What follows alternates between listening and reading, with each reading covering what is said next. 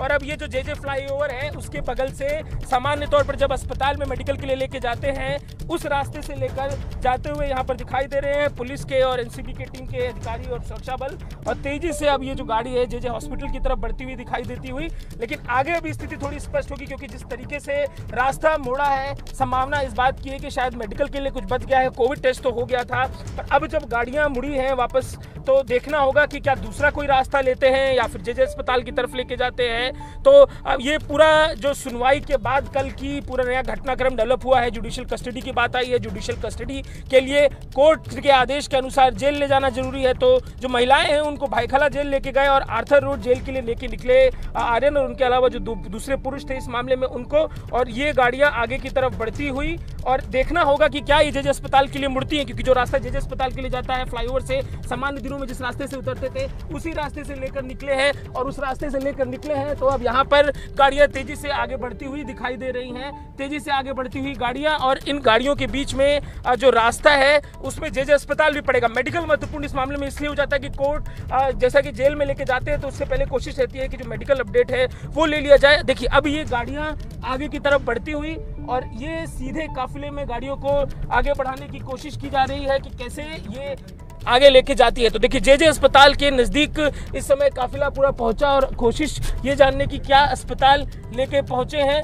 और ये अस्पताल की तरफ देखिए, मैं जिक्र कर ही रहा था जे अस्पताल में घुसती हुई मुझे वो गाड़ी दिखाई दे रही है, मुझे वो पूरा जो काफिला है एनसीबी और पुलिस की सुरक्षा के बीच का दिखाई दे रहा है। तो जे अस्पताल लेके पहुंची है एनसीबी की टीम, पुलिस की टीम। लगता है मेडिकल का कुछ हिस्सा अभी रह गया है, मेडिकल के लिए अभी जो प्रोसेस है वो करने के लिए, मेडिकल की प्रक्रिया के लिए जे अस्पताल लेकर एनसीबी की टीम पहुंची है। आर्यन खान और उनके अलावा इस मामले में जो दूसरे आरोपी हैं, जो दूसरे गिरफ्तार किए गए हैं लोग हैं उनको, तो जे अस्पताल में ये काफिला जाता हुआ अंदर की तरफ हम आपको दिखाएंगे कि वो गाड़ी खड़ी है आर्यन खान की, जिससे आर्यन खान को उतारा गया और अंदर मेडिकल के लिए लेके जाती हुई टीम यहाँ पर एनसीबी की और पुलिस की दिखाई दे रही है। महत्वपूर्ण क्यों? महत्वपूर्ण ये कि कल ही कोविड टेस्ट हो गया था, कोविड रिपोर्ट आ गई थी, इसके बाद अब क्या कुछ जो जेल में ले जाने से पहले मेडिकल में जानकारी की प्रक्रिया होती है, पीपी और उसके अलावा जो दूसरे शारीरिक जो मानक होते हैं उनको जानने के लिए टीम जो है लेकर एनसीबी की पुलिस की पहुंची है जे अस्पताल में। एक नज़र फिर से आपको दिखाते हैं, जब से गिरफ्तारी हुई है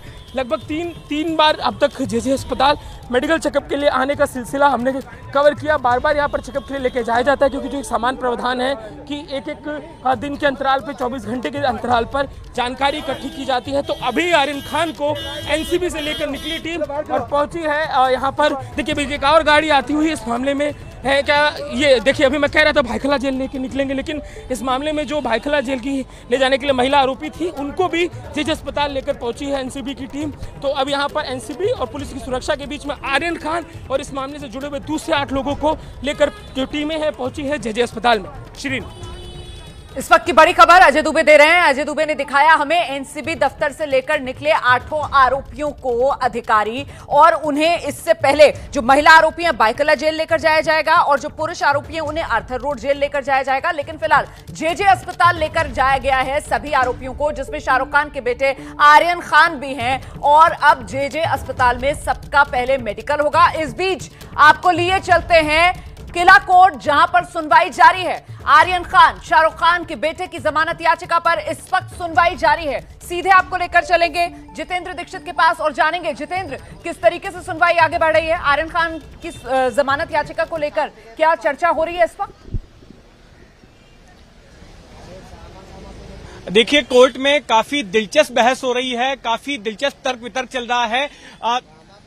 एनसीबी की तरफ से 2 लोग जिरह कर रहे हैं, अनिल सिंह और अदित सेठना, और इन्होंने जो जमानत अर्जी कल दाखिल की गई थी उनमें से उन जमानत अर्जी पर 3 तरह की रिप्लाई दी है। और इसमें इन्होंने सबसे बड़ा पॉइंट ये रेज किया है अदालत के अंदर कि इस अदालत को इन जमानत अर्जी पर सुनवाई करने का कोई अधिकार ही नहीं है। यहाँ पर ये जमानत अर्जी मेंटेन ही नहीं हो सकती, ये अदालत कॉम्पिटेंट नहीं है यहाँ पर जमानत अर्जी की सुनवाई के लिए। और जमानत अर्जी की सुनवाई जो है सिर्फ इससे ऊपरी अदालत यानी कि सेशंस कोर्ट ही कर सकती है। इस तरह की दलील इस वक्त नारकोटिक्स कंट्रोल ब्यूरो की ओर से अदालत के सामने दी गई है।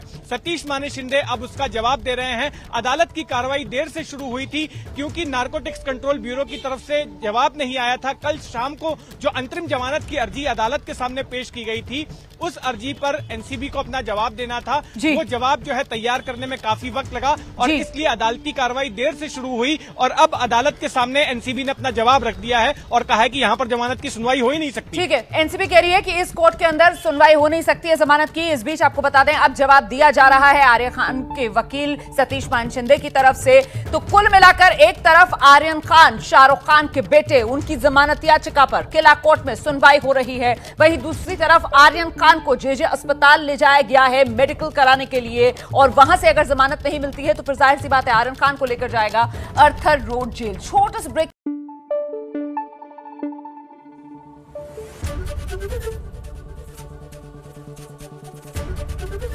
एबीपी न्यूज आपको रखे आगे।